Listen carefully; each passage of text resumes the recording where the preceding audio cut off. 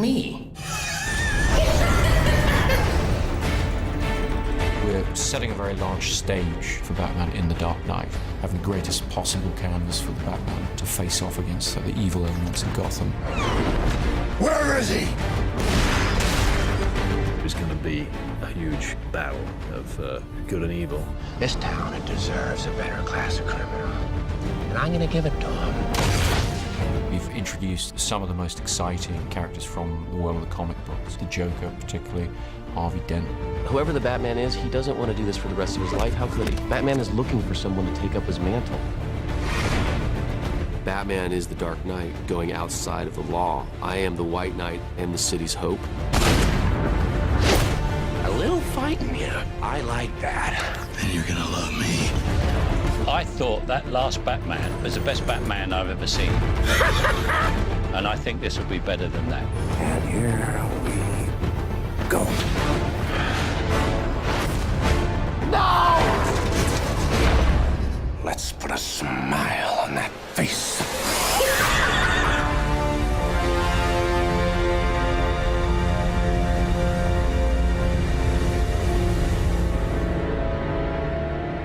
Where do we begin? A year ago, these cops and lawyers wouldn't dare cross any of you. I mean, what happened? Batman has come to Gotham. He's created this presence fighting criminals, but it's a very extreme presence using very extreme methods. So what are you proposing? It's simple. Kill the Batman. Here's my card. Things have not gone the way that Bruce would have liked. And he's realizing that as much as he has helped, that he has also been responsible for escalation. He has new enemies to protect the city from. Targeting me won't get their money back. I knew the mob wouldn't go down without a fight, but this is different. They've crossed the line. You crossed the line first, and you hammered them to the point of desperation. And in their desperation, they turned to a man they didn't fully understand.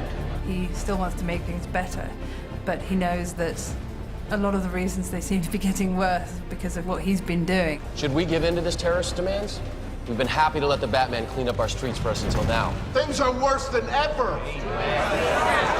It's somewhat disheartening for Bruce Wayne to see that what he's trying to do taken in the wrong direction by people. If he saw himself as a symbol to inspire the good of Gotham to take their city back, and he's looking for an end to it.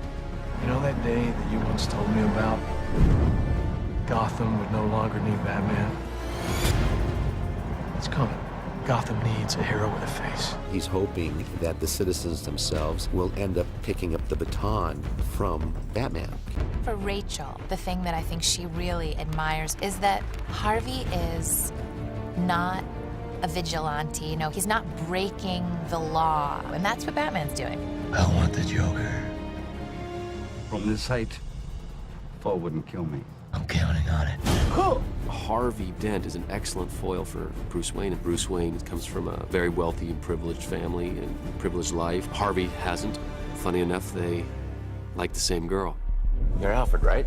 That's right, sir. Any psychotic ex-boyfriends I should be aware of? Oh, you have no idea. She finds herself in a real predicament. You once told me that we'd be together. Did you mean it?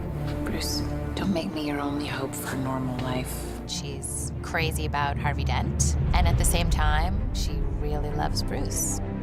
Whilst he does respect Dent, You're the symbol of hope I could never be. there's another part of him that just wants to knock him out. Of course, neither one of them are able to control this agent of chaos, the Joker. Evening, Commissioner.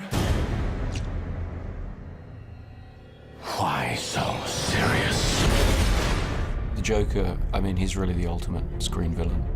Good evening, ladies and gentlemen. We're tonight's entertainment. The Joker presents Batman with this sort of ultimate test of how far is he prepared to go in order to defeat this criminal. There's a Batman. How do you fight somebody who is bent on destruction, and even if that means self-destruction? Oh, you want to play? Come on. The enemy who has no rules, the enemy who's not out for anything, who can't be understood, To me, that was the most frightening form of evil.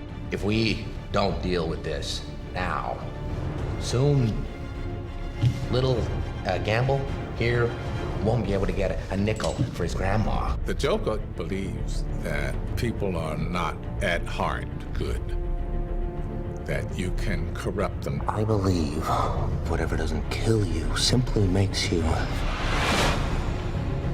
stranger. Joker has no limits. Batman does have limits. He won't kill. They're fighting mentally as much as they are physically. I've seen now what I have to become to stop men like him. Batman always has that fear, you know, how far has he gone? How many people can you kill to stop people killing people? People are dying. Endure. You can be the outcast. You can make the choice that no one else will face. Once you get the idea that the world is actually depending on you for salvation, then you have to step up to the plate and deliver. I mean, after all, he's a crime fighter. Perhaps you should read the instructions first. Christian, to me, he is the defining Batman. Hands up, pretty boy. He gives the character the stature, the complexity, the tragicness of the character. Do you know where I can find Harvey? I need to talk to him about something. Just something little, huh? The Joker needed just an amazing actor to play him. You know, you remind me of my father. I hated my father. Heath seemed to understand how this character could be extraordinarily frightening, and fresh and different than anything that had been done before. You're crazy. No, I'm not. You just can't keep your eyes off the Joker. He's charismatic, but so deeply twisted. The first time I saw him, the elevator door opened, and there he was, and I actually jumped, you know, because he looked scary. We were looking at many ways to make this film bigger and better than the last one. Just the way we shot the film on location as opposed to on stages really helped with the scope of the film. Let's roll, 3 cameras. I can't say enough about the citizens of Chicago. They open their arms to us totally.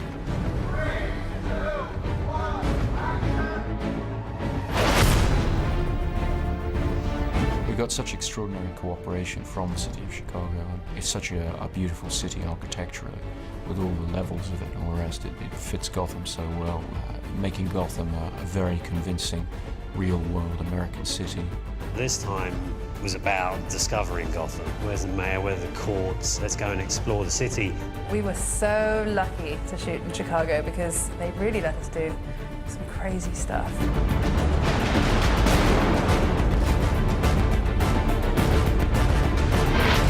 Chris Nolan kept challenging everybody to come up with ideas of how we can try to do something that nobody had ever done before. And this idea came up to flip this 18-wheeler over without use of CGI.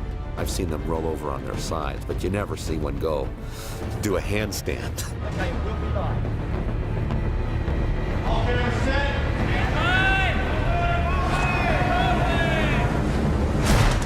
You're biting your nails when this thing's about to go down.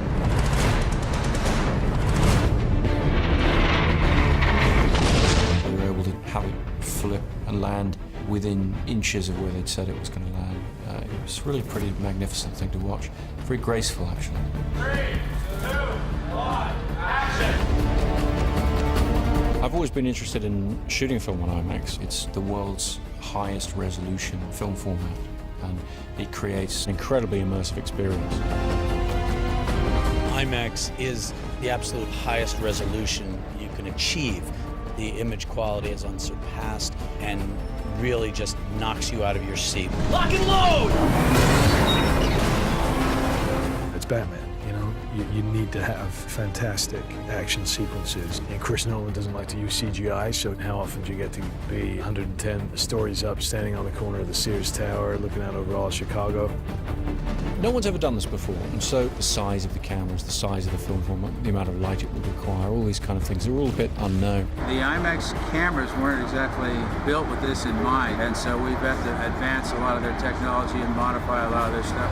$300,000 camera on a motorcycle. IMAX cameras are notoriously difficult to shoot with.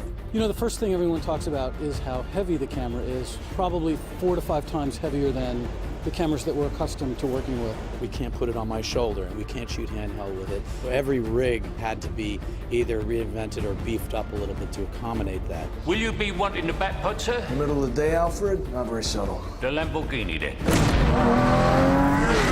Much more subtle. We were really able to just tear around all our locations in Chicago on real streets, going 100 miles an hour and whipping this camera around. The experience is really going to be something special. You want order in Gotham. Batman must take off his mask and turn himself in. Every day he doesn't, people will die. There is no Batman without it being a real roller coaster and without a formidable foe. Some men aren't looking for anything logical. They can't be bought, bullied, reasoned, or negotiated with. Some men just want to watch the world burn. Come on, hit me! You either die a hero or live long enough to see yourself become the villain. The night is darkest just before the dawn. And I promise you, the dawn is coming. For me, it's an experience that takes me back to when I was a kid going to the movies and the scope and scale and grandeur that great cinema could have. When the chips are down, like these civilized people, they'll eat each other. You'll see. I'll show you.